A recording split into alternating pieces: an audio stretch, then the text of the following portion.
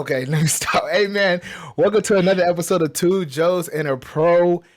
As always, you got Kenny, Ryan, and Brian. I'm a little teed up today because it's our 40th episode. And, Too and much energy. I got, I got a lot of energy because I can't, my family members talked to me last week and said, Kenny, listen, be godly. So a Well, we lot of, beeped you. We beeped yeah, you. you did. But they knew what I said, though. A lot of people don't make it this far, right? A lot of people try to do this podcast and try to, put things out in this world, but they can't do what we do, right? Rain, sleet, or snow, Two Joes and a Pro gon' go. You feel me?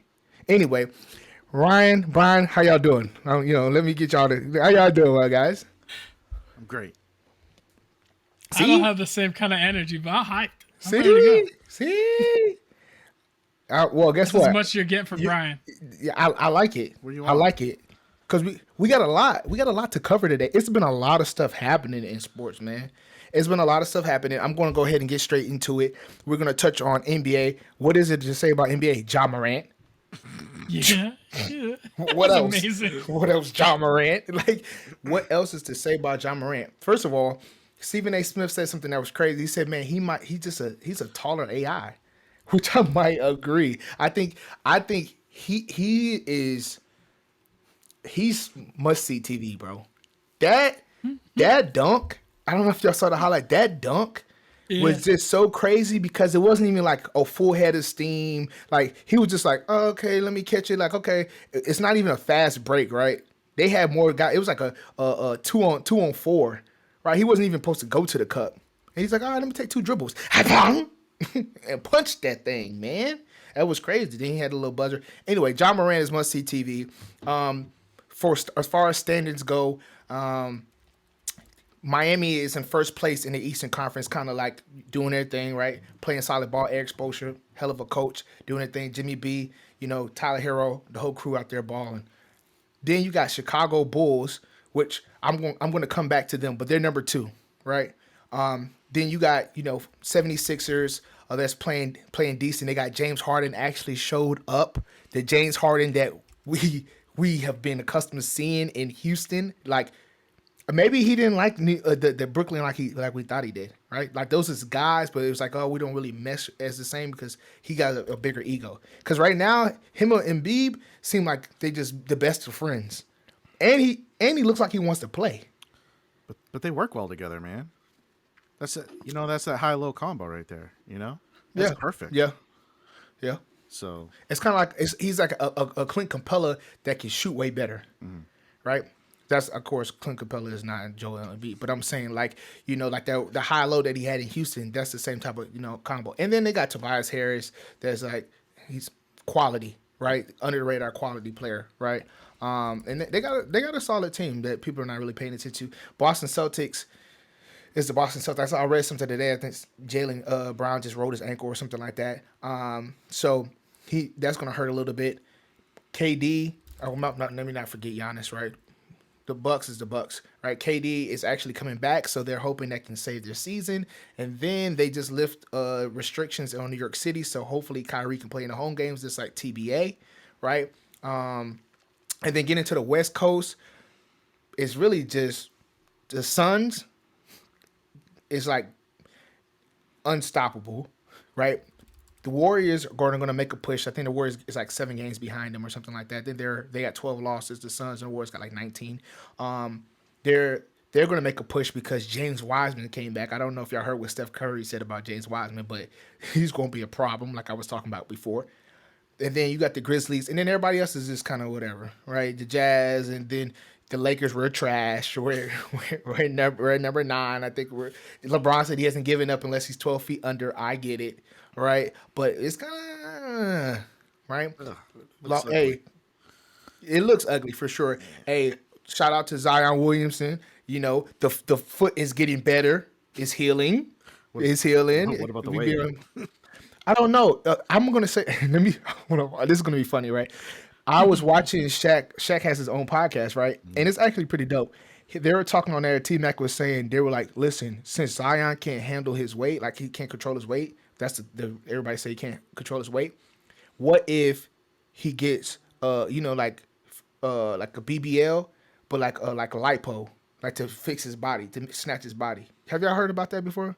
Like BBL, females like get butts and then like take it from their waist. They said, "What if Zion get a BBL?" I thought it was comical. I know y'all probably didn't laugh at that, but I thought it was comical at the time because I was like, "What, T-Mac?" Right? He said his boy said it, but it still was funny at the time. He's already got a caboose back there. He don't need nothing else put on there. Okay. Yeah, so and so that's all we have on the West Coast. I want to go back in the East Coast and I want to talk about the Bulls, right? Because DeMar DeRozan, I sent you something last week, right? I'm not gonna let you get past with that. The DeMar DeRozan has been balling out of his mind. Out of his mind. The same guy we talked about preseason, DeMar DeRozan, free agent? Who cares? Who cares? Like, I'm about to put on my Dickie V voice. He's spectacular, baby. Also with a capital A. He's been hooping. And then now they're talking about, oh, man, can he be considered for the MVP? Can he be considered? I think so. The way he's playing right now, they're number 2 in the Eastern Conference. It's not like they have full strength. You know what I mean? And he's giving people buckets. What you got to say to that, Brian? Listen, let DeMar DeRozan go ahead and have a career year so Kenny can be right. Like, come on.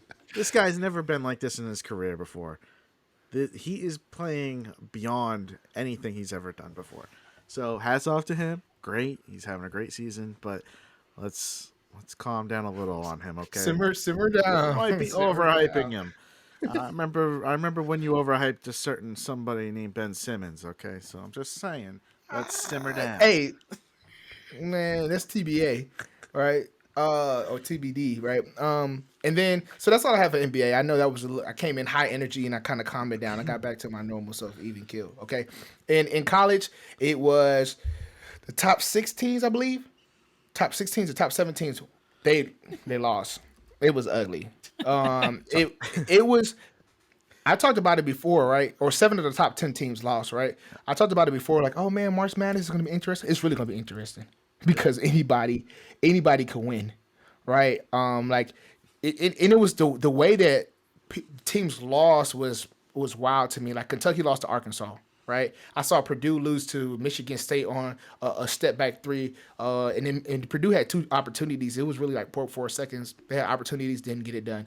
Auburn blew 11-point lead in the second half, which was crazy. And then talk about me saying Arizona. Like, I'm like, man, Arizona's gonna be a quality team. They got blown out by Colorado by 16. Like, and then Gonzaga lose to St. Mary's. Same thing. They get worked. They get worked out. St. Mary's going to be a Cinderella story this year. Mark it down. Man, cut it out. Hey, what did we say on that? St. Mary's, what, 100 push-ups? Sweet 16. 100 push-ups, 100 Sweet push-ups. 16. All right. 100 push-ups, Sweet 16, have 5 minutes. He has 5 minutes to do 100 push-ups. Yep, if they don't make the Sweet 16. And we're going to record it. Okay. And if you guys want, actually, no, I'll say that later. Anyway, let me stop taking all the time. I know I got high energy. I'm pumped up, guys. Let's go. Go, Pat, go. And I was playing. Go ahead. On to you, Brian. All right. Real quick on hockey. The rumor mill in hockey is going crazy right now. There's a lot of big names flying around. It's the usual for a trade market, so stay tuned for that. I think the trade deadline is like the 20th or something like that. It's near the end of the month. So I'll get more onto that later or in another episode. But I really want to focus on MLB Lockout. Shoo. Man. The MLB. You said they got time. They don't got time today. No, they're out of time. They've already started canceling games. They canceled the first 2 series of the year, which is only about 6 games, so not a big deal. But for each day that passes, there's potential that they're going to start canceling more games. And that's lost revenue for the MLB. That means that the MLB is less likely to give in to the MLBPA in these negotiations because they're losing that money right now. So they just need to stop fighting, okay? It's just money. They literally are a difference of $50 million, okay? It's just money. No, he said $50 million like it's $2. Well, it's a pool though. It's a pool of money, so that's spread out to all 32 teams, and it's for players that are arbitration can have arbitration years, and if they outperform like where they're expected to be, then they can get more money. Like that would have happened to like Mookie Betts a couple years ago, or if Tatis hadn't signed a big deal already, he would be getting more money out of this pool.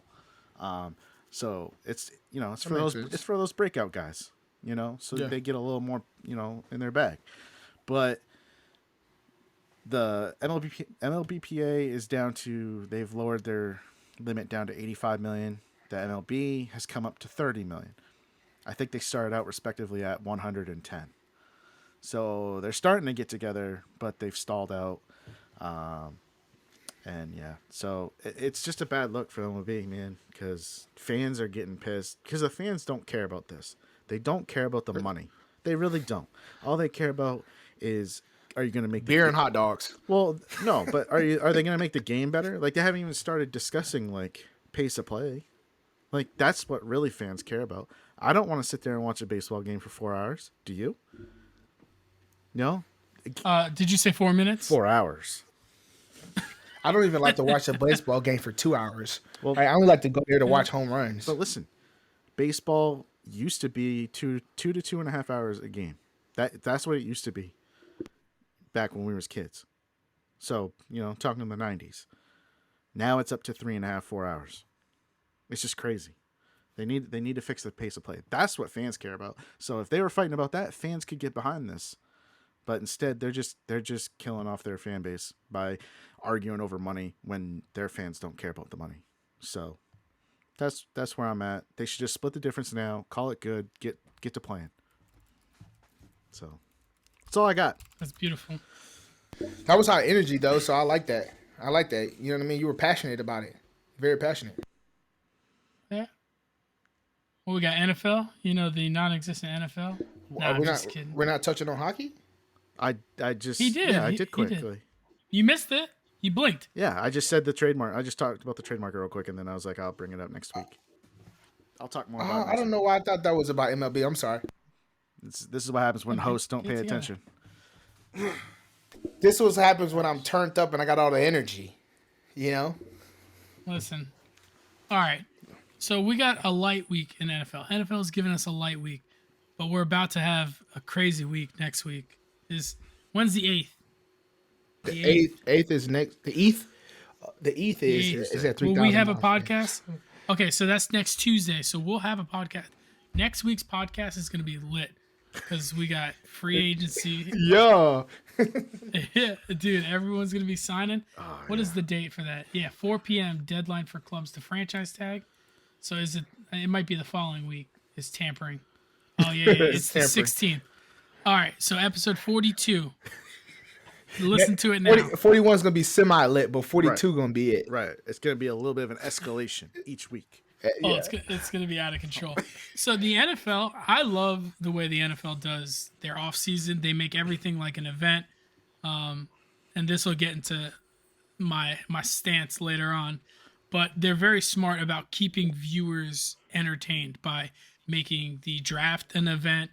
Like, football's over right now, yet we're all getting excited about where Rodgers is going to go, where these play, like what teams are like getting their squads together, who's getting cut based on like to create cap space. So like the Packers are obviously trying to make space to make a new deal with Rodgers. So they're restructuring deals with like Bakhtiari and someone else. They restructured. Oh, they converted some of Aaron Jones's like contract that he just signed to signing bonus to open up some cap space.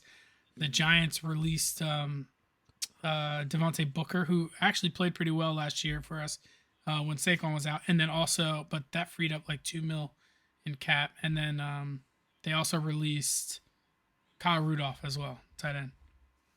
But those are just like, so you're going to see a lot more people get released as we get close to like when they have to start submitting franchise tags, I think next week. Yes. 4 p.m. is the deadline for clubs to designate. Yeah, 4 p.m. the 8th of March. Clubs have to submit franchise tags. So, like, people like keeping an ear out for Devontae Adams. He might get franchise tagged by the Packers. Maybe that's what. So, everyone's like, oh, they're freeing up cap space to get Rodgers. They might be freeing up cap space to franchise tag Devontae Adams so that he doesn't have a choice to like leave. Because if they lose Rodgers, Devontae's like, oh, I'm not gonna sign here. I'm gonna leave and go somewhere else. He might go to. Brian talked about the Raiders, which I think would be a good fit for him. I don't know. And I think that's really it. The Seahawks keep saying they have no intentions on trading Russell Wilson, but I mean, I would keep an eye out on that because teams are heavily interested. Apparently, the Commanders are one of those teams that are pretty interested in either Russell Wilson or Aaron Rodgers. They're going to be in the market for a QB. It don't matter what the Seahawks want. It matters what Russell Wilson wants. If he wants out, he's going to get out. But he committed on I forgot what radio show that was or podcast show that was. He committed. He said, like, I'm committed to the Seahawks. Maybe he's doing that to save face, right? Yeah. But I don't know. That's lip service. Sierra looked at him like, don't say he's that. So smart. He'd always end his interviews with Go Hawks. Like, he's just a team guy. You know what I mean? He's a good face of the organization. I think part of the reason why they're getting out of there is it's his wife. It's not him. I think his wife wants out of Seattle. Nah, they don't care. They want that. a better market. Maybe. They want a market like New York or LA or maybe even Vegas. Who knows if their quarterback's moving there? You never know. Just they want a better market.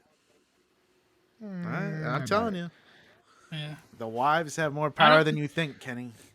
I'm not saying that they don't, but it's not like she's still doing heavy music or something like that where she's just chilling. She's just raising the kids and chilling out. They make enough money up there and they love him.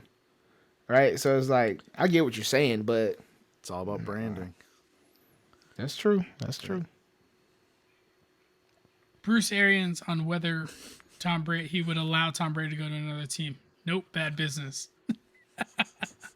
What? I don't know. I don't understand that. What do you mean by bad business? Bad business to trade him. That's bad business. Yeah. To trade him or let him go to another team. Yeah, like talking about for himself. Yes, for sure. Yeah, ain't no way. Yeah, okay, buddy. So he can beat me? Yeah. Hell no. Sorry, but if Brady wants to leave, he's going to leave. Jimmy Garoppolo's more than likely getting traded. There's a lot of teams obviously interested in him, so he got shoulder surgery, but they said he should be back this summer. So it shouldn't affect his trade interests at all. But it will. No, I don't think it will. I think there are going to be a lot of teams that are interested in him. A lot. I mean, maybe a team that needs a bridge guy. I don't think anybody's going to trade for him to be their franchise quarterback, though. No, but they're going to. We'll see. Who else? What else we got? The Cardinals are granting Andy Isabella permission to seek a trade, which is, I mean, I like Andy Isabella. He was a fast guy. His combine stuff was he was a pretty quick dude, but come home, Andy. Come home. They got too many weapons over there he's a UMass in guy. Arizona. What do you think about the extension for the GM? Cliff Kingsbury? Yeah, Cliff Kingsbury. I mean, they're committing to him at head coach till 2027. Do you think that helps with Kyler? Maybe not. Depends on. I don't know where the drama is. Yeah, that's what I'm saying. I wonder what the drama is. Is it because him and Kingsbury are butting heads, or him and the GM butting heads, or is the team butting? Like, I feel like it's no clarity on that. Like, we don't know where the root is. Here, let me see. I think I saw the quote that Cliff Kingsbury said earlier. Cliff Kingsbury on Kyler Murray. Our long-term goal here is to have him be our QB. It doesn't sound like he's like super confident, but he's like just saying like that's our long-term goal. That's our goal. Is for him to be our QB. Exactly. So like usually if there's like no issue, he'd probably just come out and be like, no, he's our quarterback. That's it. Yeah. Like there's no discussion. So there's something going on, but apparently talks have been getting better, and that there's going to be a long-term deal, which who knows. Yeah, Kyler just wants his money. Okay, exactly. That's it. I just want the guarantee. Yep. Like, don't have me waiting for my 5th year. Give me the money now, so I know I can go spend it. You know what I mean? So, I don't know. Hey, the 20. I think it was the NFL draft finalists for 2024. The NFL draft for 2024 was Detroit, Washington D.C., and Green Bay. If it's in Washington D.C., I think Two Joes and Pro is gonna have to go on tour in 2 years. Oh, you're talking about where they're gonna have the draft. Draft day. Yeah. Gotcha. That's what it's saying. I didn't know what you meant. We should film an episode in front of the NFL draft. I have a feeling there might be some copyright issues with that, but Why? And we're outside of it. Well, we're gonna get press passes. By then, we'll be big names. Okay, but if we have press passes, that's different. By then, the people will show how much they love us, and we'll be backstage with Goodell. I thought we might have a bus. I thought you were talking about. We might be the one. We're going. We the might audience. be the ones that's doing the name. We might be the ones reading off the names, right? For the with the pick. 2024. the Washington Generals select. It's Commanders. I'm about Commanders. Sorry. Oh wait, with the first pick of the 2024 draft, the New York Giants, because we'll be last in 2023. That's true. Well, you speaking facts. Dang. Shut up. Hey, we might trade Saquon. That's what I heard. Well, I don't understand. Explain that before we move on. He was just asked about Saquon, and obviously the GM is not going to commit to he's not going to say one way or the other. He's just saying all options are on the table, basically. What? Yeah, that means he's open to trading him. Yeah, exactly. He's open. He's a new GM that wants to hear all offers. If someone, I'm telling you right now, if someone offered me a ton of money or a first round pick for Saquon, I might You know why? I might entertain it. Because y'all not loyal. You gonna run my dog into the dirt and then be like, oh, hey, if we can get enough equity back, we'll trade him. That's crazy to me. Yeah.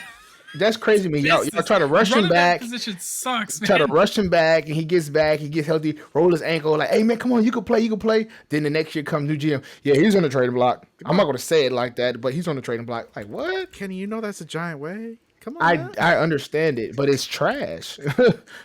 It's trash. So it's just it's also the business. position. It's the position, man. It is what it is. Yeah. Running backs are just roster fodder most of the time.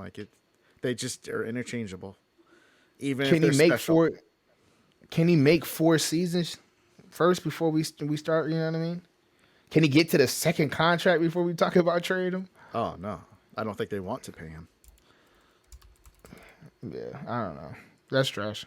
Think about it like this. Was Derrick Henry a first round pick? Was Derrick Henry a first round pick? He wasn't. No. I'm pretty sure he wasn't. I thought he was a second round. Yeah, he was beginning of the second, right? Yeah. It's second round pick. Dalvin Cook was the second round pick.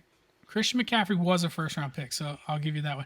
Nick Chubb, don't think he was a first round pick. Alvin Kamara wasn't a first round pick. Aaron Jones wasn't a first round pick. Alvin Kamara wasn't first round? Second. No, he was second. Okay. Yeah. Kareem Hunt, Josh Jacobs was. Austin Eckler wasn't. Zeke was. David Montgomery, Joe Mixon. David Montgomery wasn't. Joe Mixon was. So what you trying to say? I'm just saying that it's very the value just isn't there.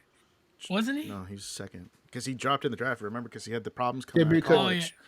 He was knocking people out in a wing stop. Oh, Melvin Gordon was. So all I'm trying to say is that it's not conducive to just keep taking first round running backs, especially Saquon. He was, I think, fourth. Yeah. Fourth overall pick. Yeah. I mean, he hit the ground running though. Yeah. Yeah, he was great. Come on, man. Until he tore his ACL, right? People were saying, "Oh my gosh, he's it." That even that year, he's it. He's different, man. He runs hard. He's just different. And then he tears ACL. Yep. That's about running backs. That's why you don't draft running backs first round. It's come on, man. Pick one side and stick to it. Yeah, don't get me wrong.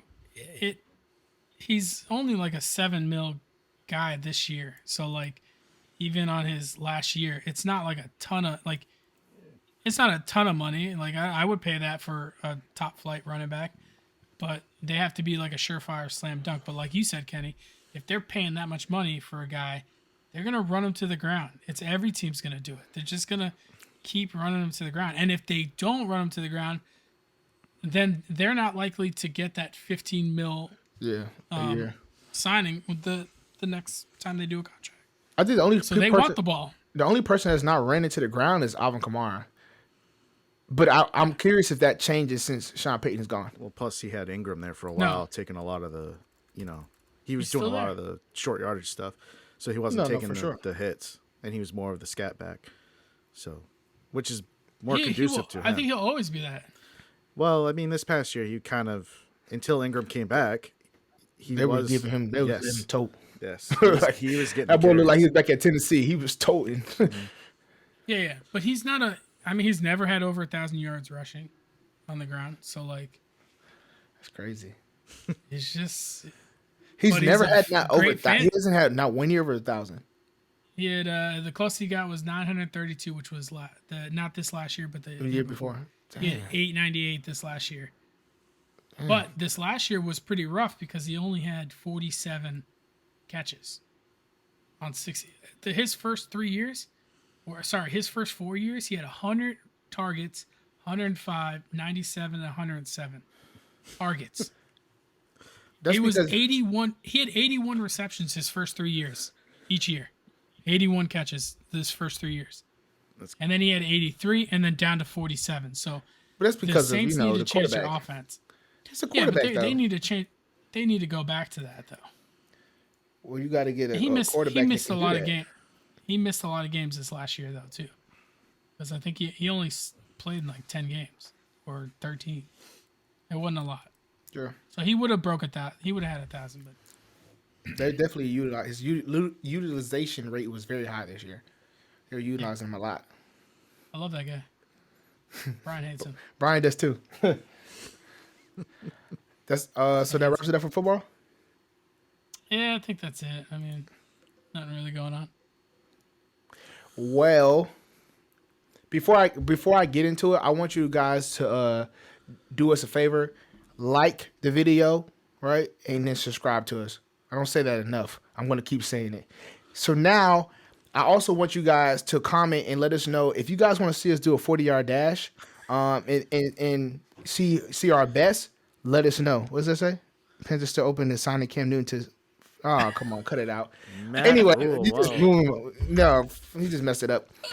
Anyway, I say all that to say this: we're getting to the great debate topic, and the reason why I'm talking about 40-yard dashes is because we're talking about the combine today, right? So the great debate topic today is: do you guys think that the NFL combine is overvalued or undervalued, right? And it doesn't. I'm not talking about any like a specific position. It's just overall, right? We can talk about any position, right? Just want you guys' opinion, so anybody can go off and shoot off first. All right. Can I? Yeah, go ahead. I figured. No. I just, you know how I feel about this. We talked about it today. Look, I think that and I was kind of alluding to this earlier.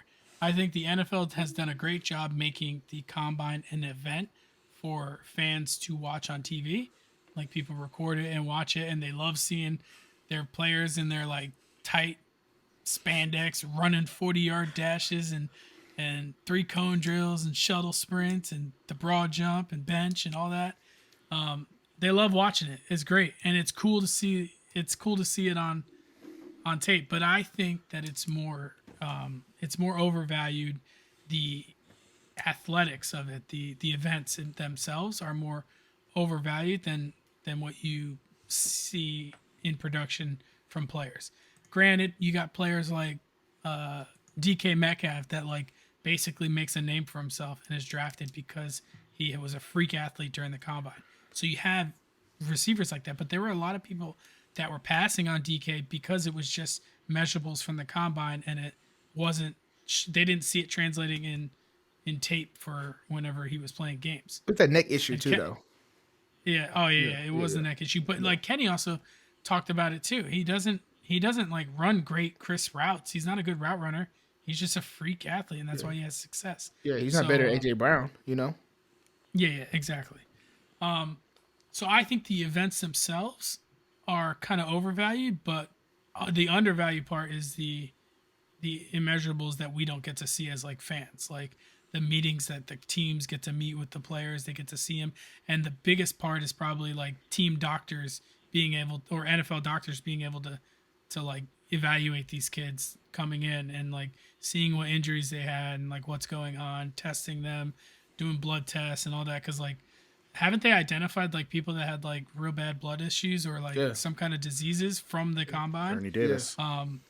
They do that. They do Yeah. that. Like stimulus, you go there, they test your blood work. They do it in a little future thing, spin it around. They go check your glucose level, all your different levels, let you know what you're allergic to, what not you're allergic to, how your body performs to certain things, like your imbalances. It's crazy, like the technology that they go and put into you at the combines and things like that. Yeah. That's the undervalued part. Because like, if I'm an organization and I'm going to make an investment of $10 million to a person, I need to know all that info. I need to know, like, ask you the hard questions, like, hey, did you rape this chick back in like college? Like, what's going on here? Like, I want to be able to ask those questions like that. You know what I mean? Which they do, So ask that- the I off the would wall questions like that, right? Like they ask the hard questions behind the scenes that if you ask them in public, they would be like, "What? That's taboo. You can ask that." But they'll ask those questions, right? They ask it. Like even I forgot Sam Howell was talking about today, like wild things that was happening. Like what's the wildest thing? He said he went into a room and they had like a basketball goal and they're like, "Hey, we gotta see how you shoot." And he was like, "What?"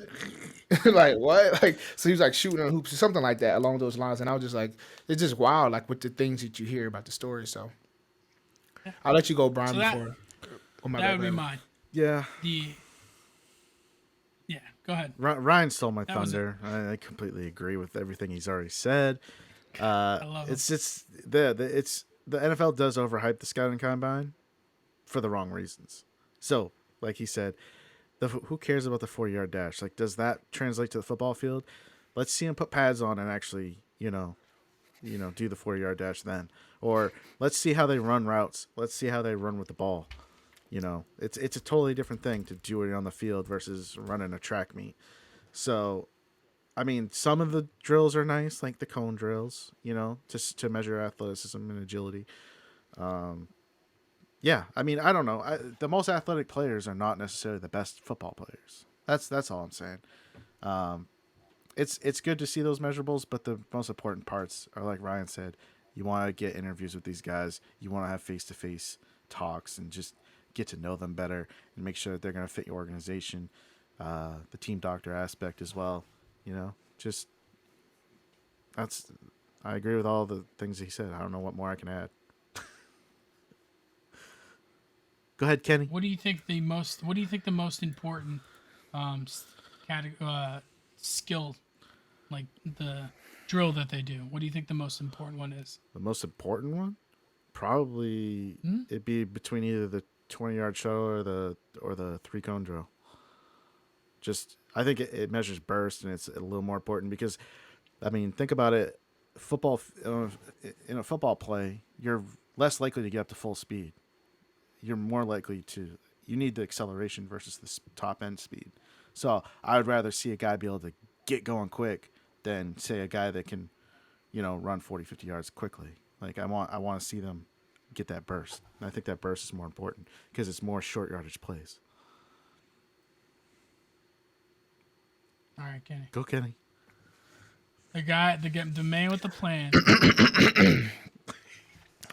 So I'm going to say that it's undervalued, right? And of course, you can be like, "Oh yeah, you're just trying to play devil's advocate." No, I feel like really that's undervalued, and the fact that the 40-yard dash, out of all the whole combine as a whole, is undervalued, right? But the 40-yard dash is overvalued, right? A lot of people put a lot of hit on your 40-yard dash. If it's not fast, then you're not a great player. Not the case at all, right? Like a lot of guys that run 40-yard dashes are not the fastest, but they have other attributes that go unnoticed. I totally agree with you guys. Is fast. I totally agree with you guys on that note. Okay, but I'm gonna say it's undervalued because it's more to it than the 40-yard dash, right? It's more to it than the shuttle drills, right? It's more to it than L cone, and like when you see somebody right in person, it's totally different than what you see on film, right? When you see their stature, how they walk, how they carry themselves, that tells you a lot, right? When you see these guys, their measurables, when you like having somebody having for instance, primary example, Byron Jones played against him in college, right? My roommate Jalen Fitzpatrick killed him.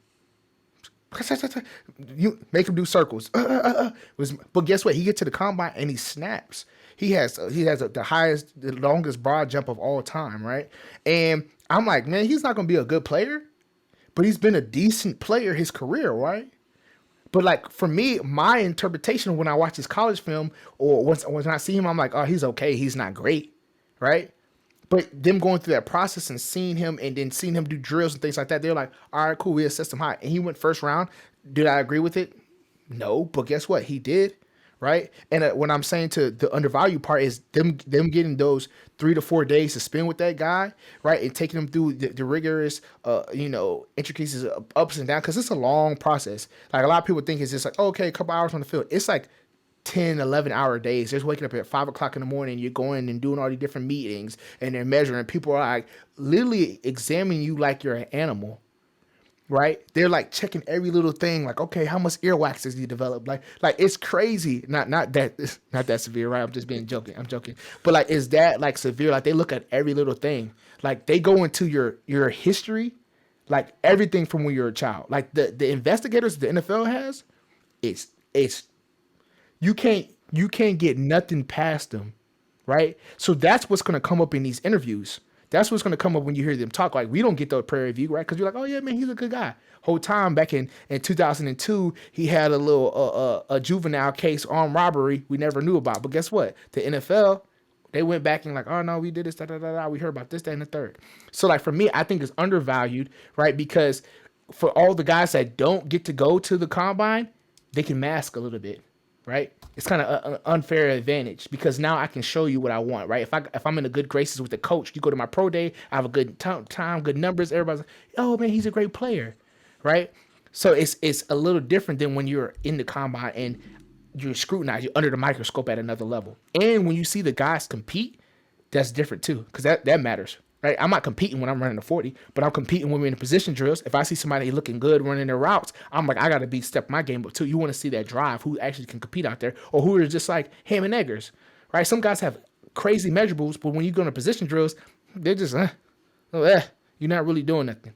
So like, I think it's undervaluing to that because if I'm putting the money, like Ryan said, into somebody, if I'm putting 10 million into you, I want to see everything. I want to see everything. Every single piece of you I want to see, right? So no, not really see you. But I'm just talking about like game. yeah, not just talking about your own play. So yeah, that's my point on there. I don't know if you guys have anything to add to that, but that's my point. So yeah, they were able to cover up Aaron Hernandez's history, weren't they? No, they wasn't. Oh, the investigation wasn't that good back then, right? No, I wouldn't say the investigation wasn't that good. It's a lot of stuff that they threw under the rug, though, right? Yeah. And it's a lot of stuff that Urban, I'm not gonna talk about that. It's a lot of stuff that, yeah, because like growing up even the Patriots were doing it. Exactly, weren't they paying for like a hotel room for him? Yes. Like, oh yeah. That he had outside of his house. They at one point had somebody with him all the time. Like, yeah, they're gonna do that stuff because they got money invested in you. Yes, and even at Florida, it's a lot of stuff that being in a big like a college town, you get a prairie view of seeing that doesn't make the news. Like it doesn't leave the local papers. Like it don't even get there, right? Like players doing a lot of craziness, and you like, how did they make it to NFL? I remember he was doing this, that, and the third, right? It's a lot of stuff that you see that just goes underneath the radar because money talks, BS walks, right? That's all. Shh. And then you keep it going, right? A lot of man, he has an ankle sprain, but he fell in some tests, stuff like that. So, yeah. I want to get your opinion on something before we end it or whatever. Move on. Hand size for QBs, is it important? I do think that. I think it's important only based on the fact, depending on what environment you are in, right? Because if you're in a colder environment, you have to hold on to the ball. That's very difficult, right? And I know that it's kind of like when you have a bigger hand size, you could do a little bit more, right? It's like, I don't know if you guys can palm a basketball, but when you're little and you couldn't palm a basketball, you didn't have as much control. But when you can palm the basketball and you can do whatever with it, you have way more control, right? So I think it's a big thing and important, right? I don't think height is as important, right? I think if you do have the height, then yes, it's good. But as a quarterback, I think it's enough short guys that's proven that you can be successful in the NFL being shorter. But hand size, I think plays a big factor. I think height wise, you can at least do some things offensively to like move the pocket, give him some like make some artificial throwing lanes or like move the launch point, drops. Yeah. So, but Brian, go ahead. No, I think the hand size to a degree doesn't really matter. I mean, obviously you don't want little on, but you know, you still all these guys. You're talking about guys that have at least 9.5-inch hands. Okay, that's a pretty big hand, regardless of what most people may think. Now, is it small? Is it measured this way? No, it's from pinky to thumb. Yeah, like this way. Just get my measuring tape. Well, honey, it only goes up to 6 inches. Oh. Yeah, no. Sorry, go ahead. But what I'm saying is, like, all these guys can grip the ball fine. You know what I mean? Like we're talking the difference between 9.5 and 10.5 inches most of the time. Joe Burrow has a 9-inch hand. Yeah, that's what I'm saying. And he plays cold weather. And did he have a fumbling problem? I don't think so. Who do you think has the biggest hand in this chart I'm looking at? I think Rodgers is up there. I think he's pretty high up there. I don't know. I think, so this list. I don't really check who has the biggest hand, right? That's not my specialty. If you was a GM, you Dak would. Prescott. Yeah, that's Prescott. Ooh, Trevor Lawrence has a 10-inch hand. Justin Herbert 10-inch hand. Hold on, let me scroll all the way down. 10 is usually like where they look for. They like to get to 10. I'm serious. I mean, we're having a conversation by hand size, right? This is important to the combine. All right, this is what they talk about. Sir, is your hand? Michael Vick only had an 8.5-inch hand. See, so he probably had a fumbling problem.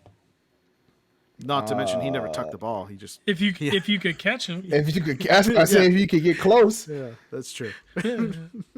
But maybe the smaller hand that he had helped him with his launch angle because he couldn't grip the ball fully. Because he could throw the ball far. Yes. Like in history, they said Michael Vick is probably one of the top 5 like strongest QBs of all time. Like this, that how he throws the ball, arm strength. Yes. It must have been the way he released. Like he would flick it. It's like a whip. Yeah, easily. But he also was one of the more inaccurate quarterbacks of the last 20 years. So maybe hand size played into that. Who knows? Man, we don't have enough time to look that up because we know you and we know that was off the hip. No, it wasn't. I think his career completion percentage is around 60%. Wait, who? Michael Vick. Yeah, it's like right around 60. I think it might even be under 60. Ooh, let's look it up. He wasn't that accurate. Before we cut this, he was a prolific runner. Okay. 56.2. Yeah. Told you. He was only over 62 times. His highest was 62.6. That was with the Eagles, right? Mm-hmm. Yep. Andy Reid. Oh my gosh. Reid beat that out of him. Brian is right. Yeah, of course. Godly. You know, I might shoot from the hip, but I do usually. It's usually because I've seen it somewhere, so I'm usually. How big are Brady's hands? Brady? 8 3/4. I think they're 9 3/4, maybe 10. 9.38. Oh, 9 3/8. See, I almost. I missed it by a little. God, you're. Oh man, you're like a true fan. Man, that's sickening. That does it for the great debate, guys. I hope you guys enjoy that. And like I said before, comment if you guys want to see Brian and Ryan do a 40-yard dash. What about you, Kenny? I can do it, right? Yeah. But it's not gonna be a competition. They're not gonna beat me, so that's dead. So it's gonna you and Ryan probably are close in speed, right? Or Ryan, are you faster? I think Ryan's faster than me now. If it was a few years ago, I would have competed with him. I had him when we went to Canton, but then I pulled my hamstring. No. Okay. I did. I pulled my hamstring about 30 yards in. I started hobbling. That's not my fault. I had him. So he has you beat a little bit. Oh yeah, I had him by like a couple strides. That's what he thinks. A couple strides. I was a couple watching you. strides. Yeah, right. Yeah, right. I was Brian, basically smoking this him. dude is high. Oh my god. Oh, he said put him in the pack. Bro, I'm He out said there put him in the pack. He boots. smoked. Oh my gosh. Oh man, that's hilarious. We gotta go talk that offline. That's funny. Yeah, we'll find the video. Yeah, Next we time got it comes to. up on Facebook or something, I'll show. You know, Brian, he was done for the week. He was out. That boy went on the IR. And he pulled it at the end. He did not. He pulled it like maybe the last 5 yards. Okay. And he was not in front of me. Yes, I was. We were no, you were not. You're going based off of something you're just making up. No. It's his peripheral vision. You He said, can't I saw him in my eyes. I looked back for him. No. I was like, where'd he go? Like, Yeah. Oh, yeah. Right. All right, we gonna call that. We know you bullshit now. Anyway, man, one thing I got for the great debate, I put some picks out last week if you guys were tracking on that. We got UFC. Oh, no, I'm sorry. I talked about great debate. Great debate is over for BK Bet. Sorry. For BK Bets, I put some, thanks for correcting me, Ryan. I put some picks out there on, Action Sports. If y'all not following us on Action Sports already, you can follow us 2Joes_1Pro on there. And then this week we have UFC is Masvidal versus Covington. I believe it's this week, right? If I'm you guys, Masvidal, of course, we know he's a bull. But Covington has been playing or fighting pretty well lately. So I'll probably, even though I'm a Masvidal, I like him. I think I'm going to lean towards Covington. And that would probably be my pick for UFC. I know I'll probably add a couple more picks because UFC is kind of easier to pick when it comes to, like sports betting.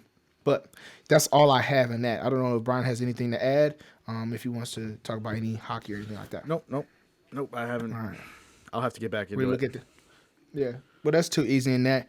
Well, like always, man, this is the 40th episode. I just want to tell Brian and Ryan, I'm proud of you guys. I'm proud of us, hitting that little milestone. We're going to get to 50 and we're going to keep pushing. Everybody that's supporting us, we appreciate the support. Continue to share, tell your friends about us. Like, subscribe, tweet us if you're on Twitter. Same thing on Instagram, same thing on Facebook.